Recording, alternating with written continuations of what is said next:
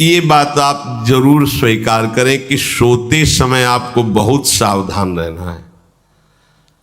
और प्रायः गलती सोते समय करते हैं उपासक की, कोई प्रपंच की बात याद करते हुए या मोबाइल देखते हुए या कोई गंदी चेष्टाओं का आपकी रात बेकार चली जाएगी। अगर गंदी चेष्टा हो गई तो सुबह भी बेकार हो जाएगी, दिन भी बेकार हो जाएगा, निरुत्साहित हो जाओगे। सोते समय आपको समय नहीं देना व्यर्थ चिंतन का। उसी समय विषय चिंतन होता है, उसी समय विषय भोग की आकांक्षा जागृत होती, उसी समय विषय देखने की इच्छा होती। मोबाइल है तो जिस समय आप अपनी शैया पर जाएं स्विच ऑफ कर दें। उसमें मैसेज घंटी आने का कोई भी रास्ता मत रखें। मान लीजिए आप उपासक हैं भगवत प्राप्ति के, 30-35 वर्ष ये नहीं था तो सब मर नहीं गए थे।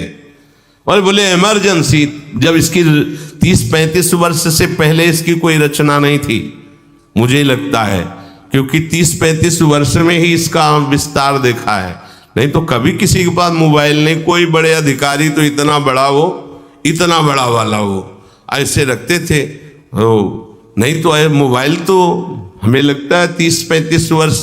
तो फिर इमरजेंसी कैसे चलती थी, कैसे चलती थी इमरजेंसी? और आप ब्रह्मा हो क्या कि इमरजेंसी संभाल लोगे? स्विच ऑफ करो। जो सब इमरजेंसी संभालने के लिए तैयार, रात दिन न सोता है, वो हर समय जागृत रहता है, वो हमारा आराध्य देव है। स्विच ऑफ करो, चिंतन लगाओ श्री जी का। ये जो रात्रि के शयन के समय मोबाइल में इधर उधर दृश्य देखने हैं, अपने सर्वनाश का बीज बोना है। मान लो, हमारी प्रार्थना मान लो। ये उस समय मन आपको परेशान करेगा जब कमरे की सिटकिनी अंदर से बंद होगी। सबसे प्रार्थना है रात्रि के शयन के समय। तो बोले फिर ठीक है 10 बजे तक देख लेंगे मोबाइल, इसके बाद शयन के समय भजन कर लेंगे। होगा ही नहीं। क्या तुम देखना चाहते हो? प्रिया प्रीतम के सिवा और कुछ क्या देखना चाहते हो? वो तो सुभग सुंदरी सहज सिंगार, सहज शोभा सर्वांग प्रति सहज रूप वृषभानुनंदिनी। हमारी स्वामिनी जी की सुंदरता छुपाने के लिए आभूषण पहनाए जाते हैं, औरों को तो आभूषण सुंदरता बढ़ाने के लिए। यहां छवि के छिपाए को ऐसे के दास होके क्या देखोगे मोबाइल में? क्या देखना चाहते हो? वासना की क्रीड़ा, और तुम उस क्रीड़ा को देखना चाहते हो। परमार्थ के पथिक हो। देखना है तो प्रभु को देखने की वृत्ति रखो, अन्यथा मूंद लो आंखें। प्यारे, महान फल प्राप्त करोगे। सबसे प्रार्थना है एकांत में मोबाइल रूपी दुश्मन से बचो। क्योंकि जब आप गंदी बात कहीं देखोगे तो आपके अंदर वैसे ही चिंतन बनेगा, वो ऐसे ही लगेगा मैं भी ऐसा करूं, मैं भी ऐसा भोगूं, मैं भी ऐसा देखूं। मान लीजिए आप, जब हमारे शास्त्र कहते हैं कि पशु पक्षियों के मैथुन को भी नहीं देखना है, अगर ऐसा एक बार दृष्टि पड़े तो मानसिक प्रणाम करके दोबारा दृष्टि न देना। वो आप मोबाइल में ऐसी चेष्टाएं देखोगे, कैसे आप भगवत भजन करोगे? कैसे भगवत प्राप्ति का उद्देश्य रख पाओगे? ये कलयुग की बहुत महीन चाल है कि उसके बिना काम नहीं चलेगा। हम तुम्हें काम से युक्त कर देंगे, इसके बिना काम चलेगा नहीं, तुमको रखना पड़ेगा। और जब तुम इसे रखोगे तो हम काम अपना कर लेंगे। कलयुग ने कहा हम अपनी व्यवस्था बना लेंगे। यहां कह रहे जब आप नींद में जा रहे हैं तो बिल्कुल मानो मृत्यु शैया पे जा रहे हैं। आपको उस समय नाम जप में बहुत ध्यान देना है, कहीं मन बहक ना जाए। तो क्या होगा, 5-6 घंटे जो आप लेटोगे ना, वो भी भजन हो जाएगा। हमारा जो सततम योमाम स्मरति नित्यशा है ना, ये पूरा हो जाएगा। नहीं उस समय हम सो जाएंगे तो हमारा 6 घंटे का वियोग हो गया, 6 घंटे भजन रुक जाएगा। और ये 100% पक्की बात अनुभव की कहते हैं। यदि सोते हुए भजन करोगे तो जगते, कई बार तो पकड़ा है कि अगर आधे पद में बेशुद्ध हो गए तो वो पद पूरा जगते ही शुरू हो गया है। मतलब बीच में स्थिति भागवती की रही। जैसे बेहोश करते समय हमने कहा था जब ऑपरेशन के हमें बता देना, तो उनका बाबा अब इंजेक्शन लगाने वाले हैं, तो वो 1 मिनट हमें केवल दीजिए, अपनी चित्तवृत्ति। तो जब होश आया तो वही पहले चिंतन चल रहा था, वही चिंतन। जैसे सोने के समय बेहोश हुए तो जगने के समय वही चिंतन, ऐसे ही इंजेक्शन से जब बेहोश हुए और जब होश आया तो वही चिंतन बहुत बड़ा चमत्कार अभ्यास का है। नींद खुले तब से लेकर गाढ़ नींद आने तक स्मरण में कभी रुकना नहीं। और आपको एक छूट दे रहे हैं। कभी कभी क्या होता है कि एक मंत्र में, एक नाम में जैसे बहुत देर अभ्यास करते हैं तो मन ऊबने लगता है। इसका स्वभाव है, ये अनुभव की बातें कहते हैं। इसका स्वभाव है नवम नवम, नहीं तो ये मतलब, तो इसको हम लोगों ने कैसे फंसाया है। जैसे गुरु मंत्र जप रहे, अब 2-3 घंटे लगातार गुरु मंत्र जप, अब इसको ऊबन बढ़ी, अब ये छोड़ रहा है, बीच बीच में पता चलता है छोड़ना चाहता है, छोड़ रहा है, तुरंत इसको नाम में फंसाया। अब थोड़ी देर नाम में चला, फिर उभरा, बहुत विचित्र है ये, अब उसको फंसा दिया। उस पीछे की बात अभ्यास के समय, नमामि शमीशान निर्वाण रूपम विभुम व्यापकम ब्रह्मवेद स्वरूपम। चिंतन, पदगान करे, ये भगवान शिव पदगान कर रहे हैं और उसका चिंतन, निर्वाण रूपम विभुम व्यापकम ब्रह्मवेद स्वरूपम। अब अपने यहां अवसर है, सुंदर सुंदर कोई पद गुरुमंत्र जब करते हुए मन जब ऊबने लगे, राधा वल्लभ श्री हरिवंश, राधा वल्लभ श्री हरिवंश, राधा वल्लभ श्री हरिवंश, इसमें भी उबने लगे।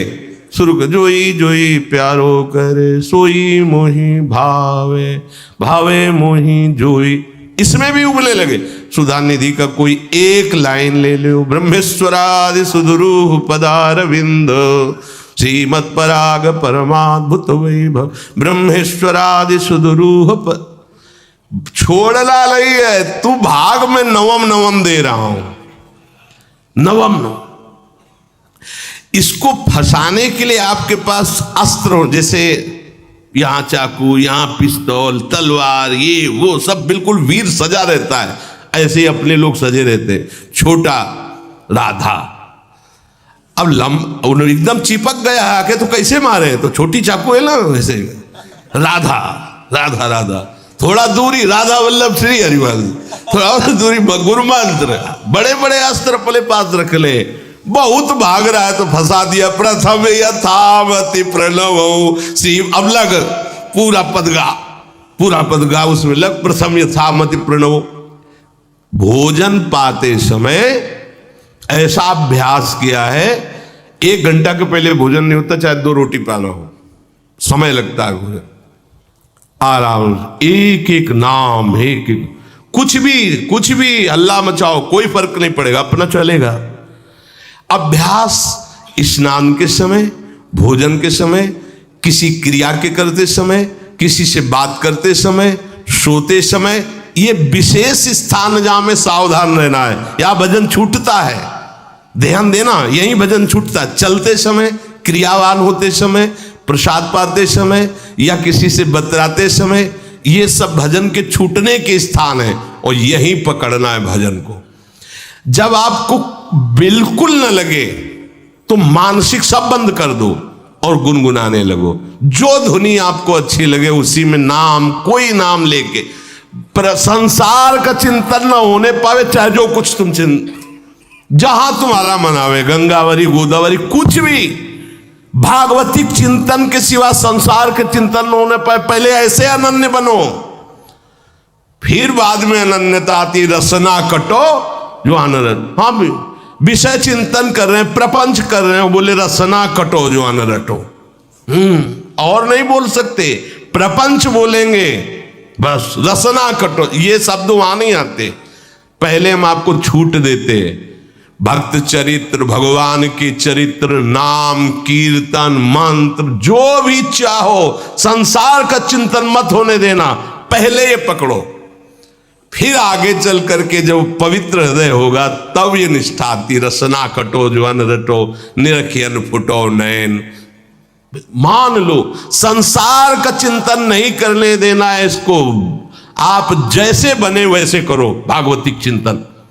कोई नाम ले लो, कोई मंत्र ले लो, तुम्हें जो प्रिय लगे। हम छूट देते हैं, ये नहीं करें कि रसना कटो जो अन रटो, ये बाद की बात है। हमें पहले इसका संसार चिंतन रोकना है। कैसे छूटेगा, कैसे छूटेगा, हमें ये पकड़ना है। नहीं तो निष्ठा की बात, जो हरि नाम जगत त्रिशिरोमणि वंश बिना कबहू। हरिवंश बोलेंगे नहीं, हरि बोलना नहीं है, हरि बोलना नहीं, क्योंकि जो हरिनाम जगत शिरोमणि वंश भी, और हरिवंश बोलना नहीं है क्योंकि प्रपंच में रति। तो क्या करो, जो तुम्हें प्रिय लगे पहले उसे पकड़ो। ये हम अंदर की बात करें, प्रवचन की बात नहीं कह रहे। मन को फंसाना है हमें। राम कृष्ण हरि जहां लगे इसको लगाओ, पहले इसको फंसाओ। संसार का चिंतन न होने दे। गीता, भागवत, भक्त चरित्र, कुछ भी कहीं भी इसे फंसाओ, पहले संसार का चिंतन न होने दो। फिर लाओ इसको घुमा के निकुंज वाटिका में, फिर तो भागेगा ही नहीं, फिर नहीं भागेगा। अब सीधे निकुंज वाटिका में किसी महाभाग्यशाली गुरु आश्रित का लगेगा, अन्यथा बहुत प्रपंची मन है। आप आश्रय इधर का लोगे, प्रपंच का चिंतन करोगे, बात बनेगी नहीं। चिंतन छोड़ना है हमें, जैसे बने तैसे संसार का चिंतन छूट जाए तो हम विजय को प्राप्त होंगे। ध्यान दीजिए, इस परमात्म तत्व को वही प्राप्त कर पाता है जिसका राग बीत गया है, खत्म हो गया है, वैराग्यवान। ज्यादा परिश्रम नहीं है वैराग्य में। विवेक नहीं होने के कारण हम वैराग्य नहीं धारण कर पाते। हम बाहरी बातों को वैराग्य ले लेते हैं, ऐसा कपड़ा बदल लेना, या कपड़ा ना पहनना, या लौकी का कमंडल, मिट्टी का पात्र, तो हम अपने को वैरागी। बात यहां नहीं रुकेगी। वैराग्य का इतना ही मतलब नहीं, ये भी एक बाह्य अंग है वैराग्य का, पर वैराग्य का सच्चा स्वरूप है वीतरागा। कहीं कुछ भी अच्छा नहीं लग रहा, कोई भी सुख आकर्षित नहीं कर रहा, लोक लोकांतर की प्रतिष्ठा, मान, सुख, ऐश्वर्य, व्यक्ति, कुछ अच्छा नहीं लगा। राग खत्म हो गया। ऐसा उस अक्षर ब्रह्म को, अविनाशी तत्व को जान पाता है। जगते भयो फिरे बैरागी। जैसी हरिवंश प्रपंच बंच सब ये काल ब्याल को खायो। हालत यह है कि जैसे सांप ने मेढक को पकड़ रखा और मेढक सामने पतिंगा को, कीड़े को पकड़ना चाहता है। उसे ये पता नहीं कि मैं खुद किसी का कवल बन चुका हूं, वो एक झटके में मुझे अपने पेट में ले जाएगा। ऐसे ही हम सब हैं, काल के द्वारा ग्रसित है। काल ने हमें पकड़ रखा है, पर हम भोग भोगना चाहते हैं। हम नाना प्रकार की मान प्रतिष्ठा पाना चाहिए। ये पता नहीं एक झटके में हमारा अस्तित्व ही खत्म हो जाएगा। जिनके अंतःकरण में किसी भी व्यक्ति, वस्तु, स्थान, पद, प्रतिष्ठा का राग ही नहीं रह गया है, उसे कहते हैं वैराग्यवान। वीतरागाः, राग ही नहीं है।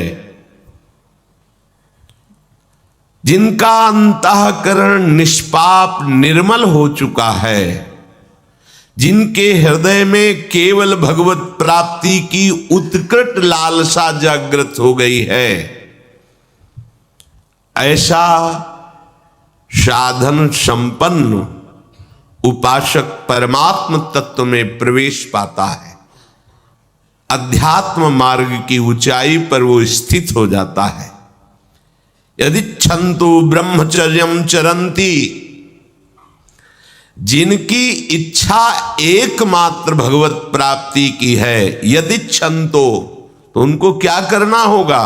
ब्रह्मचर्यम चरंती, ब्रह्मचर्य का पालन करना होगा। प्रत्येक इंद्रियों का निर्विषय हो जाना वास्तविक ब्रह्मचर्य है। केवल जनेन्द्रिय से ही ब्रह्मचर्य को नहीं लेते।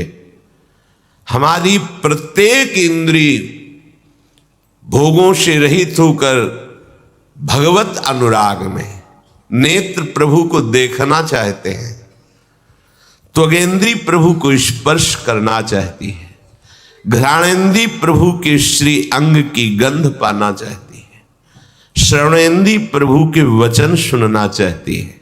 एक एक इंद्रिय अपने प्रभु में लग गई, अंतर्मुख हो गई, बाहर विषयों का त्याग हो गया। इसे ब्रह्मचर्य कहते हैं। पर प्रारंभिक ब्रह्मचर्य में जनेन्द्रिय का ब्रह्मचर्य अत्यंत आवश्यक है। यदि जनेन्द्रिय जन्य व्यभिचार दोष से युक्त है तो कदापि उसे भगवत प्राप्ति नहीं हो सकती। शुभ गति व्यभिचारी शुभ गति चाहे असंभव। और भगवत मार्ग में सबसे बड़ा दुश्मन यही व्यभिचार दोष है, काम। इसी से हमारा हृदय मलिन होता रहता है। अंधा बटे पड़ा चबाए वाली दशा रहती। कहते हमें 50 वर्ष हो गए। अरे 50 जन्म हो जाए, तुम व्यभिचार करो, गंदी बातें करो, गंदे चिंतन करो, सो समय व्यतीत करने, अनंत जन्म व्यतीत हो गए, भगवत प्राप्ति हुई क्या? 50 वर्ष से भगवत प्राप्ति हो जाएगी क्या? 5 मिनट काफी है भगवत प्राप्ति में। एक बार नाम काफी है। वो स्थिति तो लाओ। बार बार बहिर्मुख वृत्तियों के द्वारा विषयों में सुख बुद्धि कर लेने से हमारा सारा का सारा अध्यात्म चिंतन बदलता रहता है, इसलिए लाभ नहीं मिल पाता, एक रस चिंतन नहीं रह पाता। बार बार विक्षेपी विषय करते रहते हो, हम सहते रहते हैं और भोगते रहते हैं। एक बार तो हिम्मत करके उठो। अवलो नशानी अब ना नशई हो, एक बार तो दृढ़ बनो। बस मन के अनुकूल चलने की बात को तुम्हें रोकना होगा, तभी तुम्हारे अंदर यदि छंतो ऐसी इच्छा जागृत होगी। पक्का पक्का ऐसा ही है। जब हम किसी विषय के वेग को सहते हैं, विषय नहीं भोगते हैं, तो मन बहुत जलाता है। उस जलन में फिर एक ही बात होती है, बस भगवत प्राप्ति हो जाए, झंझट खत्म हो जाए। कब तक हम इसमें चलेंगे? एक बार भगवत, वो जलन हमको भगवत प्राप्ति की इच्छा प्रकट करती है। अपने लोग क्या करते हैं? जलन को मिटाने की कोशिश करने लगते हैं, तो भगवत प्राप्ति की इच्छा क्या, भोग प्राप्ति की तृष्णा जागृत हो जाती है। भोगे हुए भोगों को बार बार भोगने की इच्छा का नाम तृष्णा है। बाहर और भीतर से कोई सहयोगी नहीं, जल रहा है उपासक, तब रास्ता निकलता है भगवत प्राप्ति का, तब इच्छा प्रकट होती। अब नहीं, बहुत जल लिया, अब तो केवल प्रियाजू के समीप जाना है, अब तो प्रभु के सानिध्य में रहना है, नहीं इन भोगों की जलन में जलना है। पर यहां तक पहुंचने के लिए जलना होगा, तभी लिखा सहित सहित बाढ़ है भगति तास्तितिक्षस्व भारत, क्योंकि आगमा पाइनो अनित्यास, ये नाशवान काम क्रोध आदि तुम्हें प्रेरित करेंगे, तुम इनके वेगों को सह जाओ। ये स्थायी नहीं है, आगमा पाइनो है, आने जाने वाले हैं, और ये सहन करने से नष्ट होते हैं, भोगने से बढ़ते हैं। यदि छंतो, अगर भगवत प्राप्ति की इच्छा है तो ब्रह्मचर्यम चरंती, ब्रह्मचर्य का पालन करना ही होगा, इसमें कोई गुंजाइश नहीं, क्योंकि आप चल ही नहीं सकते। ध्यान से सुन लो, ये मनोरंजन का मार्ग नहीं है, इसमें मन ही मार तनहारिक वृंदावन में गाज। इसमें मन मारना होगा। प्रायः ये मन को दुलार करने वाले लोग कभी भाग्य से सत्संग में भी आ जाते हैं, कभी श्री विग्रह के दर्शन करने भी मंदिर पहुंच जाते हैं, कभी तीर्थ याटन भी करते हैं, पर इनका कोई लक्ष्य नहीं होता। आज सुन लिया सत्संग बढ़िया है, लक्ष्य नहीं होता। यहां लक्ष्य वालों की बात हो रही। यदि छंतो, यदि तुम्हारी ऐसी इच्छा जागृत हो रही किसी जन्म में भगवत प्राप्ति करनी, तो ब्रह्मचर्यम चरंती, आप सच्ची मानिए, जिसके निकालने में तुमको सुख की अनुभूति हो रही, उसको रोकने में कितनी सुख की अनुभूति होगी। उन्मत्त हो जाओगे, बहुत जल्दी आपके सारे के सारे करण भगवदाकार होने लगेंगे यदि आप ब्रह्मचर्य का पालन करेंगे। शरीर स्वस्थ, हल्का, मन प्रसन्न, नींद आदि पर विजय, कितने गुण ही गुण। और ब्रह्मचर्यहीन आलस्य, प्रमाद, भोगों का चिंतन, मन का डिप्रेशन में पहुंचना, कमर में दर्द, टांगों में दर्द, सर में दर्द, घबराहट होना, बिना किसी कारण के मन भयभीत हो रहा है, भोजन अपच हो रहा है, बिना किसी प्रक्रिया के वीरनाश हो रहा है, बिना किसी प्रक्रिया के। काहे को मृत्यु स्वयं स्वीकार कर रहे हो, ये मृत्यु है। चाहे भगवान दत्तात्रेय जी बोल रहे हैं या भगवान कपिल देव जी बोल रहे हो, जब उपासक को संबोधन करते हैं भगवत प्राप्ति के लिए, तो कहते हैं कि इस भोग वृत्ति को साक्षात मृत्यु रूप देखो, ये मृत्यु है तुम्हारी। जब शरीर राग त्यागना है तो तुम शरीर से भोग भोगोगे तो आसक्ति शरीर की पुष्ट होगी, आसक्ति भोग सुख की पुष्ट होगी, है नहीं। कितने दिन शरीर रहेगा, कितने दिन भोग रहेंगे।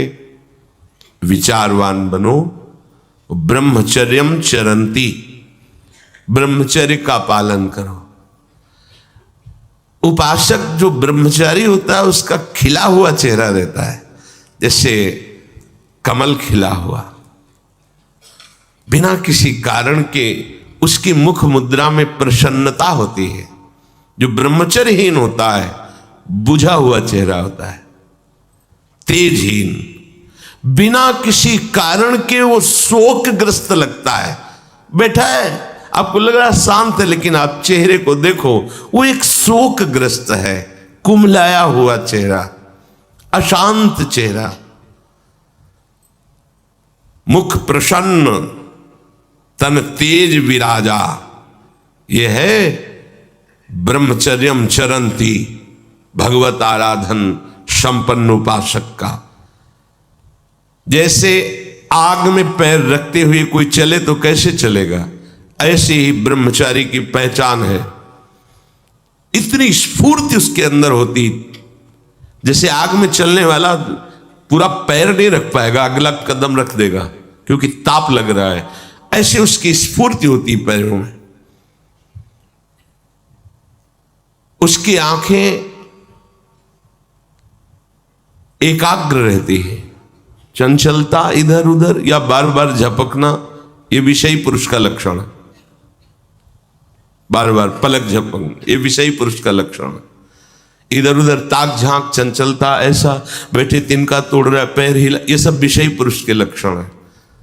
ये तो बिल्कुल साधारण स्पष्ट दिखाई देता है आदमी विषयी है या ब्रह्मचारी, एक सेकंड में लक्षण होते हैं।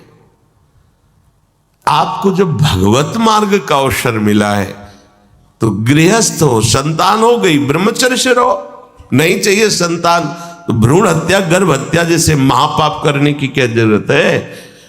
उसी वीर से संतान उत्पन्न होती है जिसको आप नष्ट कर रहे हो, जिसको आप ऐसे पानी में बहा रहे हो, व्यर्थ फेंक रहे हो, तो उसको भ्रूण हत्या का पाप लग रहा है, तो तुमको पुण्य लग रहा है, वीरपात कर रहे हो तुम। तुम्हें भी वही हत्या लग रही, क्योंकि उसमें वही जीवात्मा है जो मां के गर्भ में जाके बालक रूप धारण कर लेती है, उसको तुम नष्ट कर रहे हो। पर बुद्धि भ्रष्ट हो गई है, समझ में नहीं आता, व्यर्थ में वीरपात करते हो, व्यर्थ में। तुम्हारा भजन बनेगा, तुम अध्यात्म के योगी बनोगे, मजाक है अध्यात्म का मार्ग। होश में हो जाओ, ये मन के दुलार को बंद करो। जब तक इच्छा ही नहीं भगवत प्राप्ति की, तो फिर तुम कैसे भगवत प्राप्ति कर पाओगे? भगवत प्राप्ति की इच्छा कैसे होगी जब तुम्हारी इस तरह से निंदनीय वृत्तियां हैं? इंद्रियों को दुलार कर रहे हो, मन को दुलार कर रहे हो, भगवत प्राप्ति चाहते हो, आचरण नीच और चाहते हो उच्च पदवी। सावधान हो जाओ।